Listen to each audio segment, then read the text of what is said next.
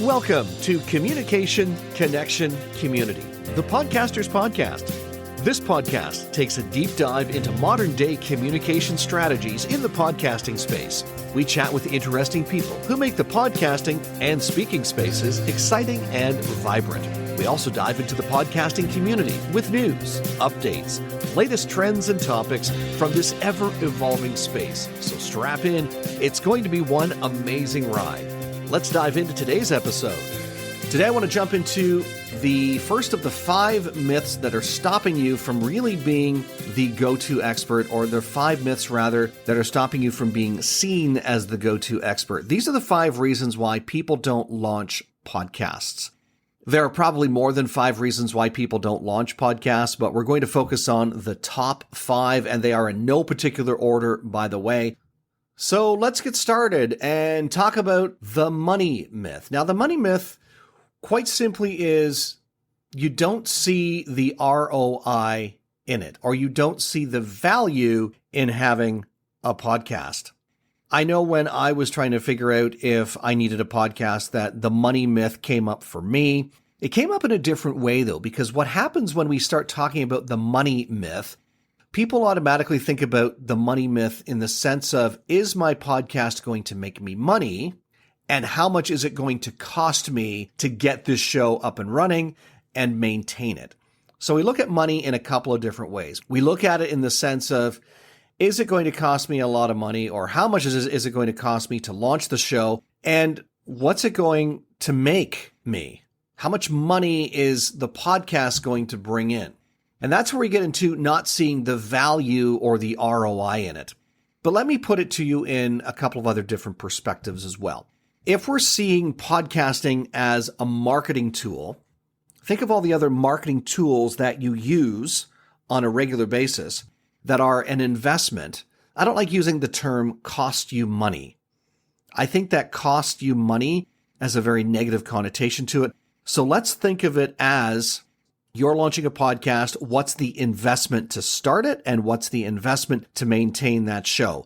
Now, that varies, of course. When we start looking at it in those terms, and we look at other marketing tools that we already use on a regular basis, let's just create a short list here of what some of those other tools are. The top one I can think of that people use today, and as a matter of fact, most businesses wouldn't function today without this, would be what? Your website. Your website, I'm going out on a limb here, but I'm almost 100% certain your website isn't free. You pay for something, or you have an investment that goes along with that website, even if it's just your hosting. Let's say, for example, that you are web savvy and you built your own website. Good for you. It's not something I could do, just like I wouldn't fix my own car for the same reason. I'm just not tech savvy that way when it comes to doing something like building a website. But let's say that you did. At some point, you're still paying for hosting.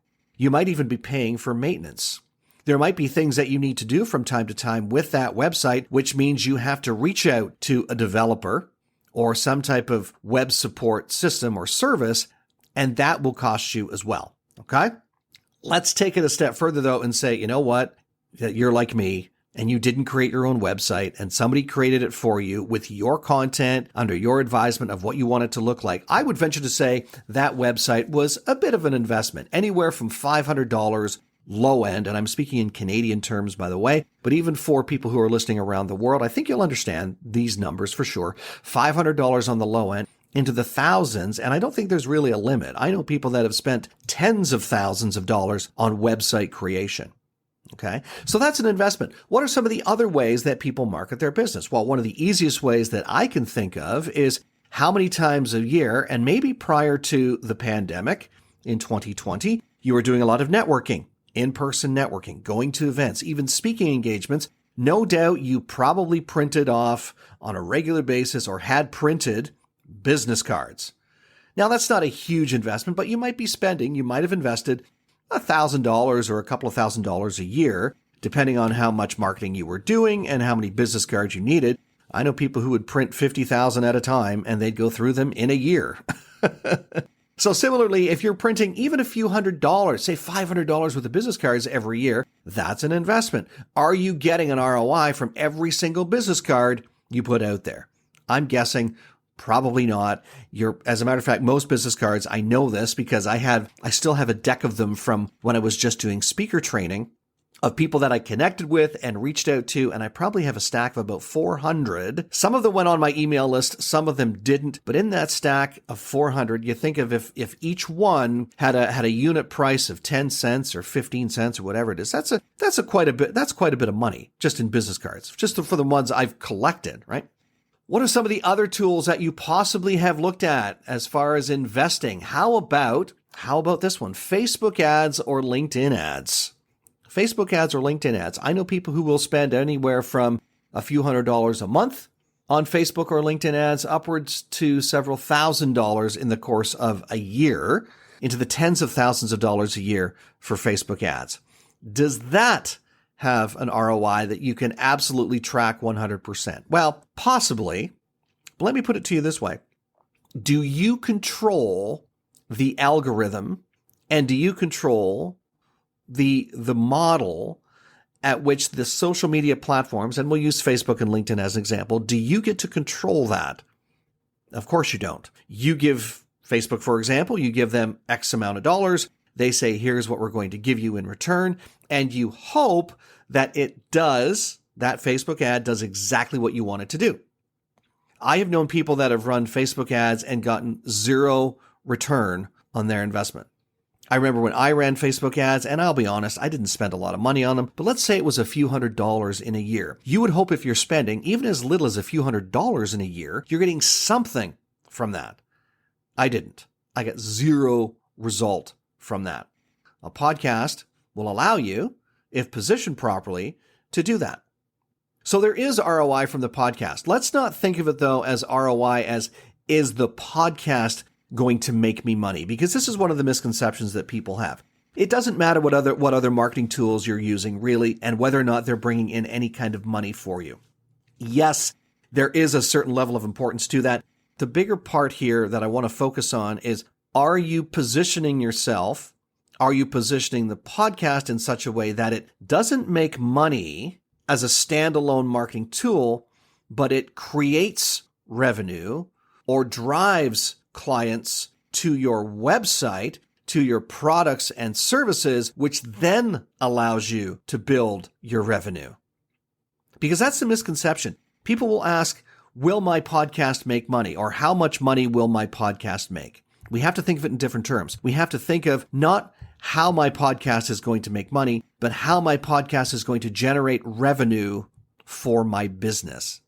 Okay. So not is it going to make me money? Is it going to bring the prospects that I want? Is it going to put me in front of the prospects that I want? So when you start to see the ROI, when you start to see that it's not about the money, it's not about the money. It's about positioning you as the go-to expert. I know people who have spent hundreds, if not thousands of dollars on publishing a book, sometimes tens of thousands of dollars to be a published author. And I can almost guarantee you that that book, unless you're a celebrated author or a celebrated thought leader like Deepak Chopra, John Assaraf, or somebody with celebrity status like Oprah Winfrey, Tony Robbins, those individuals, they will most likely make money from being a published author. Most other people will recognize, though, that a book is a marketing tool and positions you as the go-to expert because it elevates your credibility. Okay, so think of it that way. Think of, I have a podcast or I'm going to launch a podcast. That podcast isn't going to make me money per se, but what it's going to do is allow me to create more touch points for my ideal client, which will then allow them to develop a know, like, and trust factor, and enough of one so at the right time, within the next calendar year, it's likely they will reach out to me and say, yes, I need what you have. Let's have a conversation. Here's another way I look at it too, and then I want to leave this thought with you as far as myth one goes, being the money myth. If that podcast brought you one client, and again, if you're a coach and a consultant or a subject matter expert, you know the value of one client. Whether it's a few $100s, it's probably higher than that, I'm assuming. It's probably into the several thousands of dollars. If that podcast brought you one client per year, Is that enough of an ROI? And I'm going to go out on a limb here and suggest that your podcast, if positioned properly and launched effectively, will bring you probably more like 2, 3, 4 clients, maybe even 1 per month. And maybe even as you grow out that podcast, it might be 1 prospecting call per week. That's a solid prospect. So there's the ROI. So the money myth, you're not seeing the ROI in it. If you have any questions about this, by the way, or if you're ready to find out more, let's have a conversation. And thank you for joining us today. Special thanks to our producer and production lead, Dom Carrillo, our music guru, Nathan Simon, and the person who works the arms, all of our arms actually, my trusty assistant, Stephanie Gafour. If you like what you heard today, leave us a comment and a review, and be sure to share it with your friends. If you don't like what you heard, please share it with your enemies. Oh, and if you have a suggestion of someone who you think would make an amazing guest on the show, let us know about it. Drop us an email, askcarl@carlspeaks.ca. Don't forget to follow us on LinkedIn and Twitter as well. You'll find all those links in the show notes. And if you're ready to take the plunge and join the over 3 million people who have said yes to podcasting, let's have a conversation. We'll show you the simplest way to get into the podcasting space because after all, we're podcast solutions made simple. We'll catch you next time.